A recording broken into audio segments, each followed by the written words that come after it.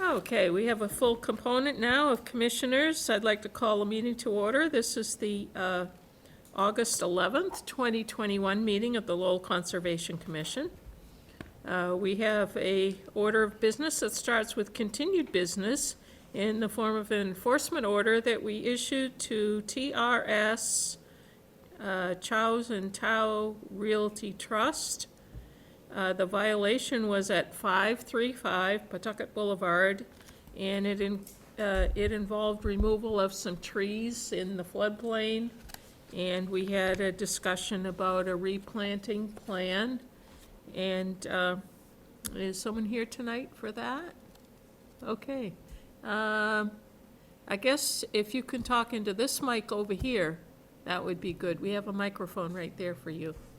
If you could give your name and address and introduce yourself. Yes, Is it on? Or I don't know. is there a button to push? I push, but I don't hear anything really. hello, hear me? No? Oh, thank you. Hi, my name is Dave. My real name is Kong, Khoung, last name Huynh. I'm here for my dad because I am the one who manages property. Uh-huh. Yeah, I'm the one who ordered to cut that tree because I did not know that it's gonna cause me a problem. No, I just didn't know it. Okay, so the trees were cut, and we did discuss how many trees of replacement might be appropriate, and we came up with, I believe, 5 trees. And I was out there today, and I noticed you have planted, I think it's 5 Yes. trees, 3 oaks and 2 red maples, and they're basically in the spots where we had been given a plan, I believe, that was where you wanted to put the trees. They're about, well, I'd say they're probably 8, 9 feet tall and maybe 2 inches diameter, and look fairly healthy. I am a little worried about them in the next few days with the heat, but if you keep watering them, I know the arborist has probably told you how to take care of those, and I'm sure they're probably guaranteed by them. Did they plant the trees for you too? Yes. Okay, that's great. They don't have water sacks on them, so you will need to keep an eye on those. We do kind of watch the property for usually 2 years when there's a planting plan to make sure that none of the plantings are going to be dying, and if they do die, then they would need to be replaced. So I was happy to see today when I was out there, I didn't realize that they had been replanted, and looks like they've been planted well, professionally. And with that in mind, I would be willing to entertain a motion to lift the enforcement order, as long as you understand that any work on the property, the whole property, is within our jurisdiction. So any work that you want to do, whether it be demolition or additional plantings or moving of dirt around here, there, or whatever, taking out pavement, putting in new pavement, whatever it is, you need to come with a plan to us, and the office can help you with that. It might be only a request for a determination, which is a fairly easy thing to ask, or if it's, rebuilding the house, say, you might need a full notice of intent. The only thing I did notice that perhaps you can take care of fairly soon is that there is a pile of debris of objects that maybe you came out of the sheds or came out of the house that are in a pile behind the house. And anything that's in a pile like that in a floodplain is considered fill, and fill in the floodplain is something we want to avoid, putting anything that takes up space on the property without permission. So I don't know, what were your plans for that pile? Were you going to have more stuff before you got it taken away, or what? I did not remove, I did not put anything up there. For some reason, I don't know who dumped it in there with a sofa, I think, a piece of sofa there too. But I don't know who dumped it in that Okay. property. It looks more like things that might have come out of a garage, say, No, no. rather than the house. No, the garage is all empty. So I would like to see that taken care of. Not that I would need to hold up the enforcement order for that, but does anyone else have concerns here on this property? I went by today and I saw it, and it looks just like the planting plan, so I think it looks pretty good. Yeah. So if no one else has anything, I'll make a motion to rescind this enforcement order. Okay, motion made, Second? seconded by Brad. Is there any further discussion or concerns? Can we have a vote? All those in favor? Aye. Aye. Aye. That's unanimous, and nobody opposed, as far as I can see. So what this means is that we will close out the enforcement order. You have complied with what we asked you to do. You've planted the trees. We will be concerned about the property going forward. If you have plans, we'd like to know about it before you do anything. I know there's a lot of shrubbery and things out there that are taking over. So if you have plans to, say, remove vines, if you could call the office and just say, we're gonna remove the vines from this area or that area. And in my mind, that it really isn't something that needs to have a determination done on it. You can see just by going by the property that things are getting out of hand, like everything this year. Everything's getting overgrown. So just keep in touch, please, with our office, the conservation people, and then nobody has to wonder what's going on out there. So keep us in the loop, and if you have some big plans, like rebuilding the house or something like that, we definitely want to know about it. Yes, okay. Okay, so the enforcement order's been lifted, and just keep those trees watered and get them into the fall. We still have another few weeks of hot weather to go, and they're gonna need quite a bit of water. Okay, all right. Thanks for coming in. Thank you. Yep, thank you, thank you. Thank you. Good night.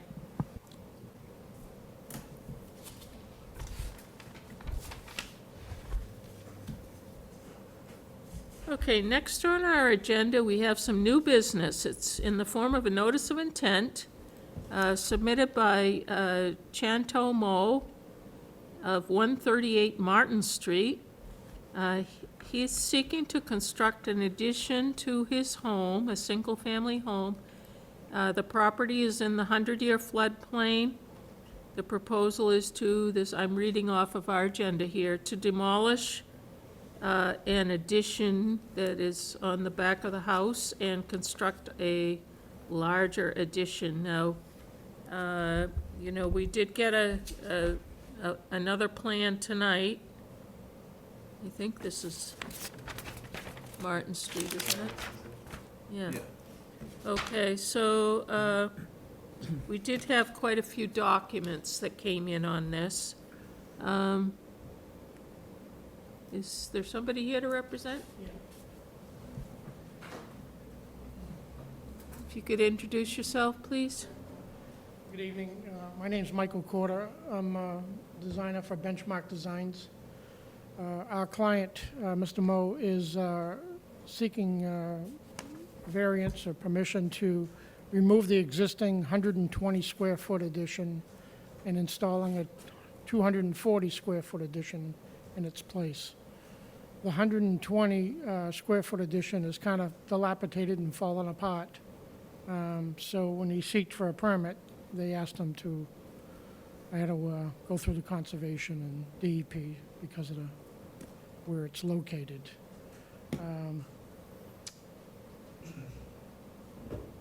Okay, so I dropped by this afternoon, spoke to a very nice lady that was living there, Yeah? and it appears that that what we're calling the addition, the existing addition, is basically a deck. It's not enclosed. It doesn't have a roof. I don't know if it one time did have a roof, but, It did, it fell. yeah, but right now it's an open deck. The plans that you submitted, I found a little confusing in that there were so many dimensions given. I'm not a drafts person, so what I would have liked to seen is the existing dimension of what's there, and then the proposed size of the new addition. And we have, from plan to plan to plan, I found that things went from 12 feet to 14 feet and 20 feet to 23 feet, and I just found very little, from plan to plan, that I know it says dimensions are to scale, but it was hard to tell exactly what was planned. Yes, and I understood that, so we did a colored one that we submitted here today. The one in blue is the existing structure area, which is 16 by 7.6. And the new structure will be in the green, which is 20 by 12. Okay. I think some of the major things that stuck out were, this property is entirely in the 100-year floodplain, and yet we don't even have a floodplain elevation that I could find listed on the plans. From that floodplain elevation, we need to have not just square footage, we need to have cubic footage of how much space is being taken up by the existing structure and how much space or water would be displaced by the proposed structure, which I assume would have walls. And we're all about having, flow-through conditions. I know you said it would be on piles. I believe you said that. Just anything that can compare, because I don't see any compensation for this new structure available on this particular lot. What you're taking out in cubic feet is square feet. It might be, just a little bit more, but cubic feet, I would think there would be a huge difference, because there's no, it is also on pilings, I believe, if I looked correctly. It is. And it's a deck, so we've got 2-inch thick boards, probably on the surface of the deck, and a railing. But like I say, there's no indication of what the floodplain elevation is, so everything below that flood elevation has to be compensated for.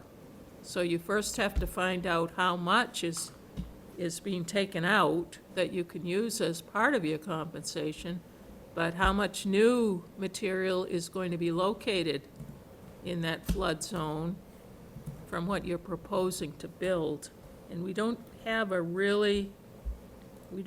any dimensions for the pilings or anything like that as far as being able to calculate what the dimensions of each of those pilings would be. Those are definitely going to be in the floodplain. So if I may, Go ahead. we're looking for foot-by-foot comparisons of existing and proposed conditions for every 1 foot vertical interval of anywhere that changes inside of the flood zone. Anything that's under existing grade wouldn't have to be considered, but if it comes up out of existing grade, or the grades are changed in any way, we need to have that part of our comparison. So that would be the flood zone calculation, and then I would be interested to see how you're compensating for loss of impervious air, or creation of impervious area as well, and supporting additional reclamation to make up for that area. Yeah? Yep. Thank you. Yeah, the impervious part is pretty important, and we do have a situation on this particular property that we probably wouldn't have noticed except for the fact that the proposal came in, and that is, on this new plan, I'm assuming that what is sort of a triangular fleck on here is the paved surface. Is that the case? It is. Okay, so as late as 2018, the only impervious surface on this property besides the house was a single wide driveway leading to the carport. And now we have all of this paved impervious surface that, in my mind, is a fairly serious violation of work in the floodplain that hasn't been, that hasn't been permitted. So, as, this would be a source of an... 3,084 square feet of pavement on a 9,000 square foot lot. It's a huge amount. This is also entirely floodplain, though. And I think what may have happened is that all the people with memory of this neighborhood may have moved on, but 15 years ago, we were rescuing people in boats. This whole area was entirely flooded, and for one property to pave that amount of surface is really kind of being disregarding of their neighbors. You know, we might need a stormwater report on this. It could come to the point where a lot of that pavement needs to be removed. So there's obviously revisions necessary to this plan. In the meantime, can we check to see permits on these driveways? I mean, I have no reason to believe that it wasn't Dylan- permitted. Well, that's what I was trying to find out. Dylan, I reached out to the city engineer's office. They you haven't didn't gotten, hear back? no, but there was no, we had no file, nothing on file that they ever received Conservation Commission approval for the paving. Okay, So they likely did that's not. where that Okay, came so from. Sorry, I I missed that was- thread. I was concerned in finding out if the city had given a permit for this, because, you know, I don't hold it against homeowners that, you know, are unfamiliar with the rules and regulations. I do hold it against construction companies, paving companies that don't pull a permit or don't check to see if they're doing work in a resource area, and I think they're the ones that really should be brought to task. Sure. Uh, That's, You know, Just to be clear, that was done long before I got involved, so. no, I'm not saying you're the one that should No, no, fix it. I'm just I saying, respect I'm assuming you're gonna be reporting back to the homeowner, and, you know, at least letting them know that this is a concern that, we're looking into. And, you know, that's something that would need compensation as well. I do want to warn you that this is not an easy fix on this particular property. We actually permitted a building, a whole building, in a lot, on a lot that was 100% floodplain, and the DEP voted against it. So if this goes to DEP, what that particular applicant had proposed was underground storage system, dry wells, and a rain garden. And with all of those proposed, DEP said that is not compensation on a lot that's in 100% 100-year floodplain. You can't compensate that way, because that particular underground system is already underwater by the time we get to the floodplain elevation.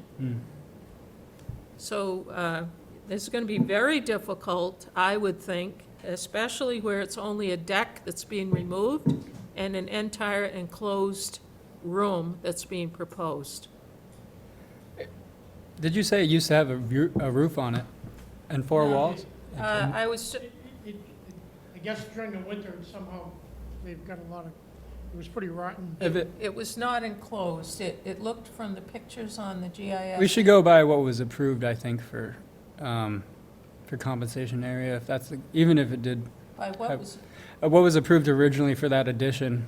Yeah, whatever the 16 by 7.5 Whatever it had for structure walls was or, approved. or roof, if we could find that but I agree, yeah. approval, I agree. I'd Yeah.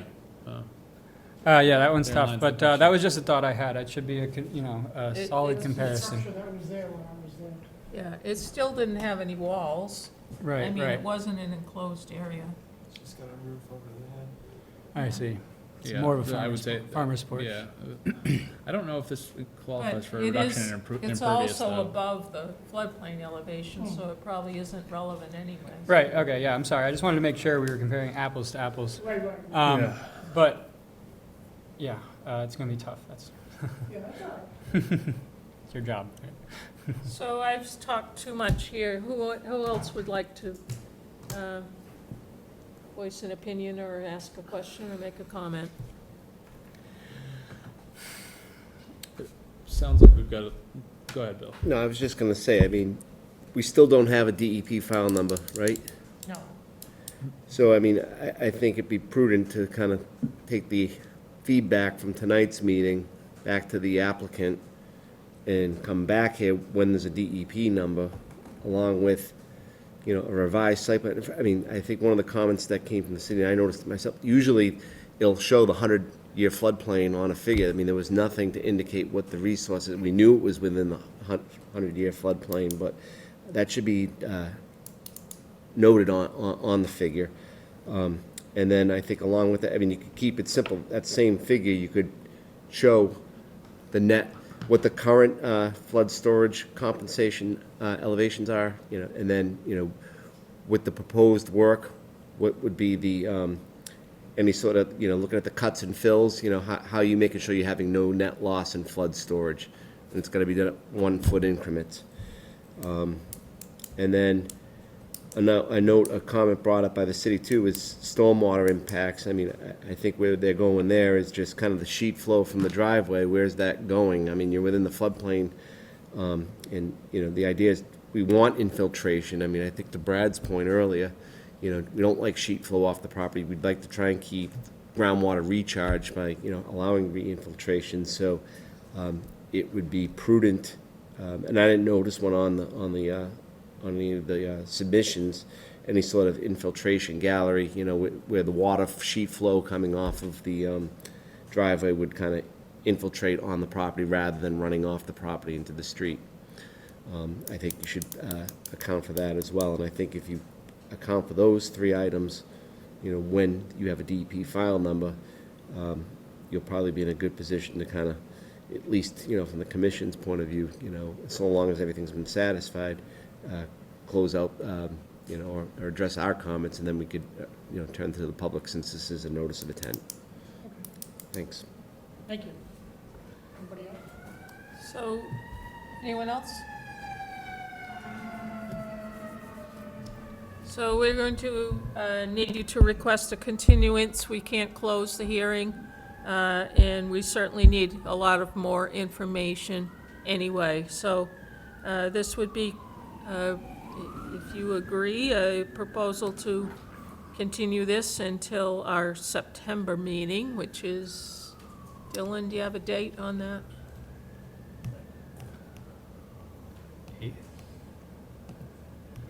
Yes. 9/8. Okay, the 8th of September. Okay, so continued for further information, and we also would need DEP feedback as well and a number. All right, thank you for coming in. Thank you. Thank you.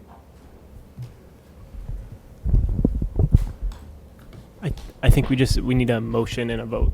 Oh, right, we didn't make a motion. I'll make a motion to continue. Thank you.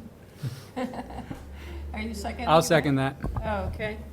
Motion made and seconded. All those in favor? Aye. Aye. Thank you. Good night.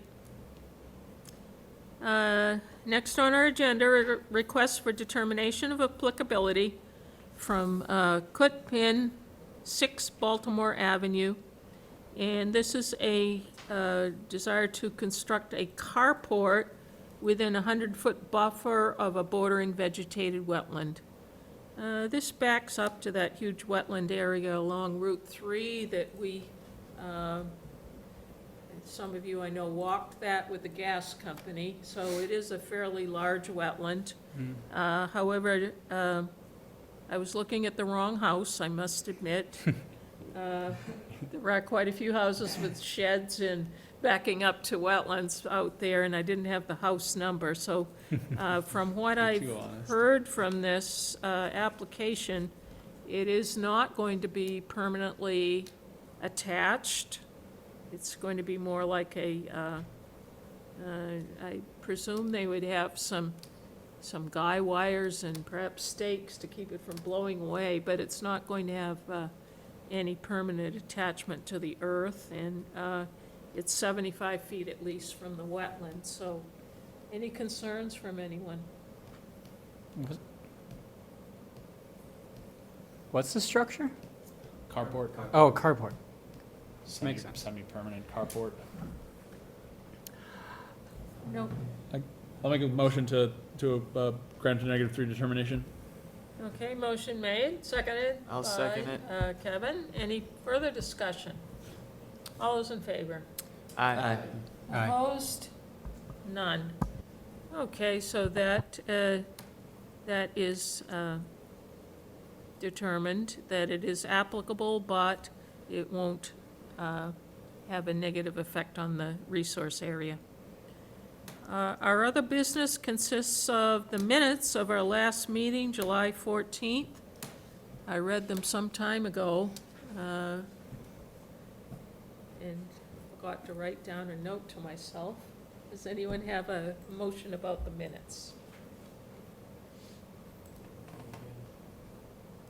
I wasn't at the meeting, I didn't. Oh, yeah, I forgot about that. I'm not sure that, I wasn't either. Oh, dear. Don't look at me. I thought it'd be more appropriate for someone who was actually at the meeting. Okay, I'll make a motion to approve the minutes.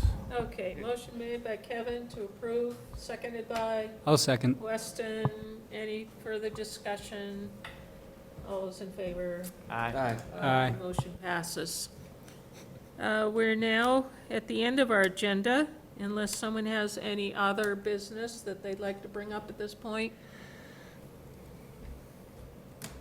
Okay, entertain a motion to adjourn. A motion to adjourn. Thank you, Perry. We might have been here all night without you. I'll second that motion. Seconded by Kevin. All those in favor? Aye. Aye, thank you, and good night. All right.